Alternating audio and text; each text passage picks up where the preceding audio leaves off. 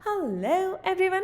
तो गाइस आप सबका स्वागत है आपके चैनल फॉर यू रेसिपीज में। और तैयार हो इस भयंकर से बेहतरीन से केक के लिए। इस केक में मैंने आपकी सारी समस्याओं का समाधान कर डाला, मतलब जड़ से ख़त्म कर दिया। ये देखो, जब आपको ये लगता है ना कि घर में प्यारा सा केक बनाए, केक बेक कर लेते हैं, कभी क्या होता है कि वो जल जाता है, कभी हो जाता है वो बहुत गला गला सा हो जाता है, तो फिर लगता है यार छोड़ो, हमारे बस के नहीं है। तो उस केस में अगर आप नहीं चाहते केक वगैरह बेक करना, तो आप ये वाला केक बनाओ जो कि मैंने ब्रेड से बताना नहीं बनाना बता रखा है। और इसमें जो क्रीम इस्तेमाल करी है, इसमें कोई व्हिपिंग क्रीम इस्तेमाल नहीं करी है, झंझट ही खत्म कर दिया, कोई वनीला एसेंस नहीं, पर स्वाद में कोई कॉम्प्रोमाइज़ नहीं। ये बेहतरीन टेस्ट के साथ में ये रेसिपी बनाई है। तो आ जाओ फटाफट, लेट नहीं करते, बनाते हैं बहुत ही खूबसूरत और बहुत ही टेस्टी सी केक की रेसिपी। यहाँ पे मैंने ले लिया है आम, और इसको सफ़ेदा आम बोलते हैं, कुछ जगह पे बैगन पल्ली भी बोलते हैं। तो इसको हम पीस लेंगे, और बाकी आप कोई भी आम ले सकते हैं, ऐसे कोई रूल नहीं है। कोई भी एक कप ले लो घर में से, और उसी से सारी चीज़ें नापना। तो जैसे मैंने ये नीले वाला कप ले लिया, इसके नाप से 1.5 कप पिसा हुआ आम ले लिया, और 1 कप डाल दिया इसमें चीनी। आपके लिए मैंने ये बढ़िया सा जुगाड़ कर दिया। आप इसमें वेनिला फ्लेवर वाला कस्टर्ड पाउडर इस्तेमाल करो, तो जो आपका कॉर्न स्टार्च है उसका भी ये काम करेगा। रंग भी आपको डालने की ज़रूरत नहीं है, और वेनिला एसेंस तो है इसके अंदर, तो ये आप इस्तेमाल कर सकते हैं। अगर आपको ये भी ना मिले बाई चांस, तो आप मैदा भी इसमें डाल सकते हैं। जितनी क्वांटिटी में मैं इसके अंदर कस्टर्ड पाउडर डालूंगी उतनी ही क्वांटिटी में, पर उसका थोड़ा सा स्वाद जो है ना मैदे वाला रह जाता है। तो मैं यही कहूँगी कि आप कस्टर्ड पाउडर इस्तेमाल करें। तो आधा कप पानी मैंने उसमें डाल दिया, आधे कप में हम इसमें डालेंगे कस्टर्ड पाउडर। तो 2 टेबल स्पून मैंने ले लिया है कस्टर्ड पाउडर, यानी कि ये नीले वाले कप का 8वां हिस्सा, यानी कि 1/8 कप। इसको मिला लेंगे इसमें पानी में, तो इसमें गुठलियाँ नहीं पड़ती हैं। तो अब मैंने गैस चालू कर दिया हाई पे, यानी कि बिल्कुल तेज़ आंच पे हम इसको पका रहे हैं शुरुआत में। और आप देख सकते हैं कि 3 मिनट के अंदर इसने रूप परिवर्तन अपना शुरू कर दिया, ये जेली सी बननी शुरू हो गई है। और अब मुझे इसको पकाते पकाते हो गई थी 5 मिनट। 5 मिनट बाद इसका आक्रमण शुरू हो गया, और भाई जो छींटे मारे हैं इसने गरम गरम, तो मुझे करनी पड़ी है गैस कम। कम कितनी कम की है, बिल्कुल कम कर देना, कम से थोड़ी सी ज़्यादा गैस पे हम इसको पकाने वाले हैं। अब मैंने क्या किया है, दोबारा से 8 मिनट 35 सेकंड बाद, लगभग 8.5 मिनट बाद मैंने गैस को फिर से मीडियम कर दिया, यानी कि मध्यम गैस पे अब हम इसको पकाने वाले हैं। थोड़ा सा इसको गाढ़ा होने तक का इंतज़ार करेंगे। अब जैसे ये पकाते पकाते मुझे हो गए इसको 10 मिनट के करीब, और ये ऐसा तैयार हो गया जैसे ग्लेस नहीं होती जो केक के ऊपर लगाई जाती है, चमचमाती हुई सी, ट्रांसपेरेंट सी, वैसी तैयार हो गई है।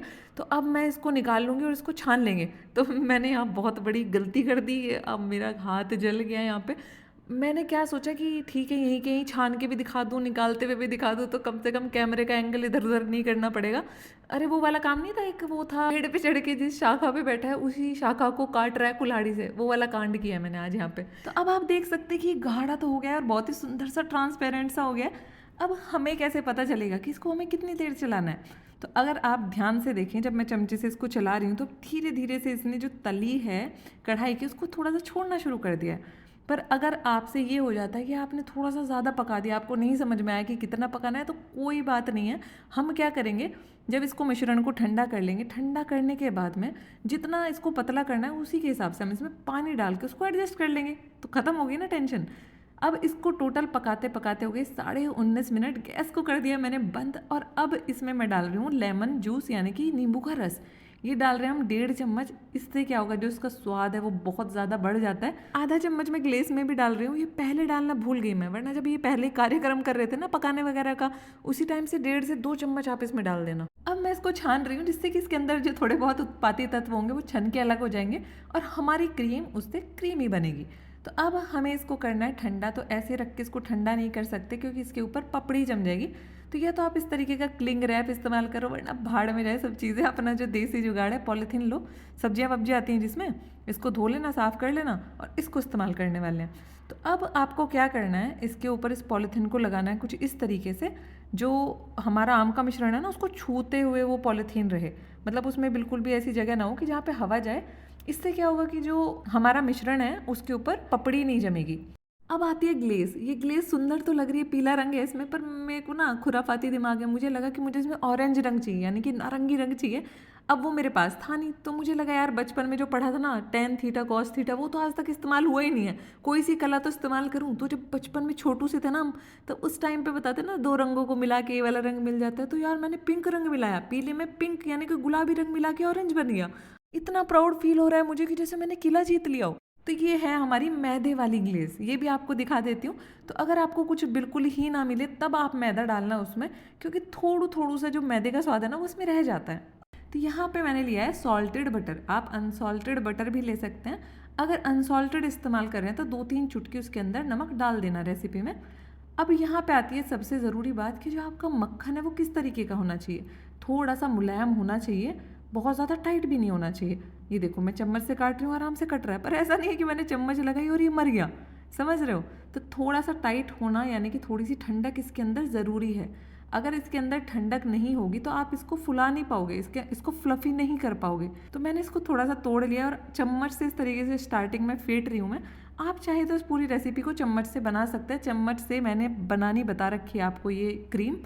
तो अब आप यहाँ पे देख सकते हैं और पहले में और अब में कितना अंतर है।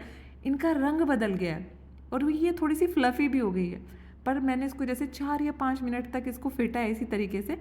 फ्लफ़ी तो ये हो गई है पर इसके अंदर एक चमक चमक सी आ गई है, यानी कि ये थोड़ी सी पिघली पिघली सी मेरे को लग रही है। और पिघली पिघली सी लग रही है तो उस केस में क्या होगा, ये आगे फूल ही नहीं पाएगी।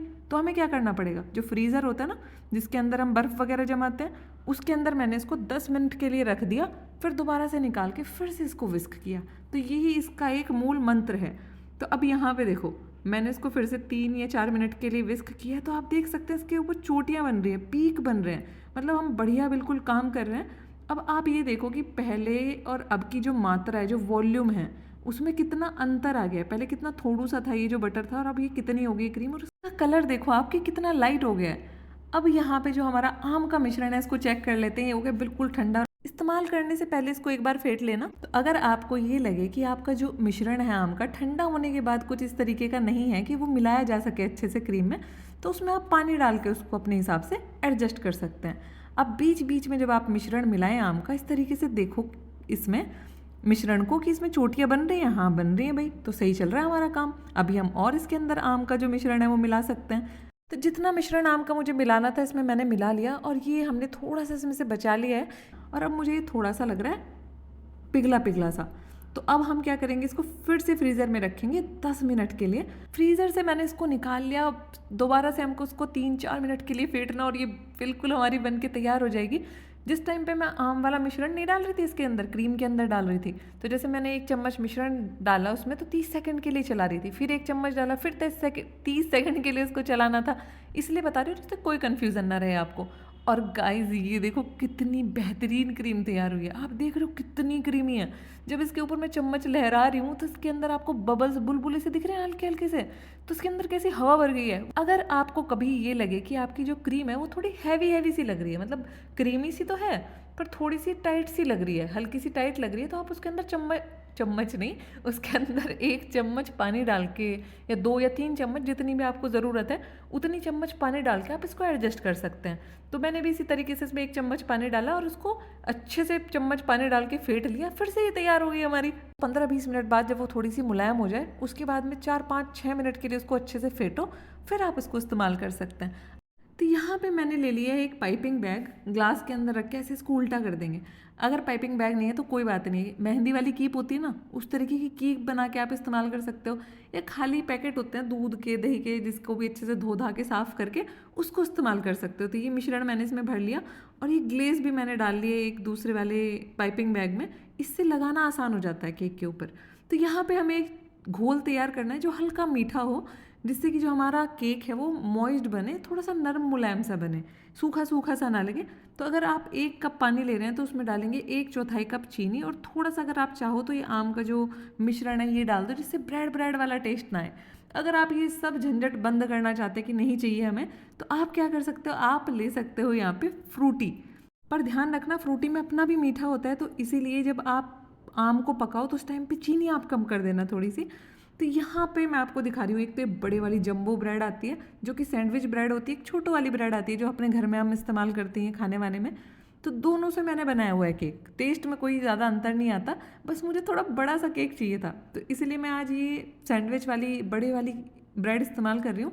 जो भी ब्रेड लो उसके किनारे आपको काट के अलग कर लेने हैं। और एक सबसे बड़ी बात कि आपकी जो ब्रेड है वो फ्रेश होनी चाहिए, टाइट होगी तो फिर जब आप काटोगे ना उसको तो सूखी सूखी सी लगेगी। मैंने एक प्लेट ले ली और उसमें थोड़ी सी क्रीम लगा ली नीचे, जिससे कि केक हमारा आराम से वहाँ पे टिका रहे, उड़े नहीं कहीं पे। तो ये फ्रूटी में इसको मैंने नहला लिया। देखो थाली में रख के मैंने फ्रूटी में उसको नहलाया तो थोड़ा आसान हो गया मेरे लिए काम। अब जो हमने मिश्रण बनाया था ना आम का, जो टाइट वाला हमारा मिश्रण है जो हमने क्रीम के अंदर मिलाया था, वो इस पर डाल दिया।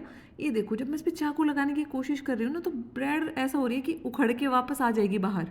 इसीलिए मैंने उनको ना इस तरीके के नोज़ल में भर के और फिर उसको इस्तेमाल किया, जिससे हमारे लिए आसानी हो जाए। थोड़ा आम मैंने यहाँ पे डाल दिया, थोड़ी सी क्रीम लगा दी है। क्रीम अपने हिसाब से कम ज़्यादा आप कर सकते हैं, पर जो किनारे हैं ना, किनारों पे थोड़ी सी क्रीम ज़्यादा रखना, क्योंकि किनारे दिखेंगे, बाहर की साइड से दिखेंगे। तो आप देख सकते हैं किस तरीके से मैं डबल डबल लेयर लगा रही हूँ। अंदर हमने लोचा कर रखा है, कम ज़्यादा अपने हिसाब से कर लेंगे। बस साइड में हम दिखाएंगे भाई पूरा भरा हुआ है क्रीम से, मतलब समझ रहे हो, नंबर 2 वाला काम चल रहा है यहाँ पे। अब सबसे ऊपर वाली लेयर आ जाती है, इसमें हम आम नहीं फैलाएंगे क्योंकि फिर वो ऊबड़ खाबड़ हो जाएगी। तो ये देखो ये ऐसे भी बड़ा प्यारा सा लग रहा है, पर फिर भी अब इसको हम थोड़ा सा प्लेन कर देते हैं क्योंकि हमें अभी इसके ऊपर कलाकारी करनी है थोड़ी सी। तो आप देख सकते हैं कि सारे कलाकारी मैंने चाकू से ही कर दी है, कुछ फालतू के ड्रामे नहीं किए यहाँ पे। और ये ग्लेस मैंने इसके ऊपर डाल दिया और चाकू से ही इसको कर दिया प्लेन।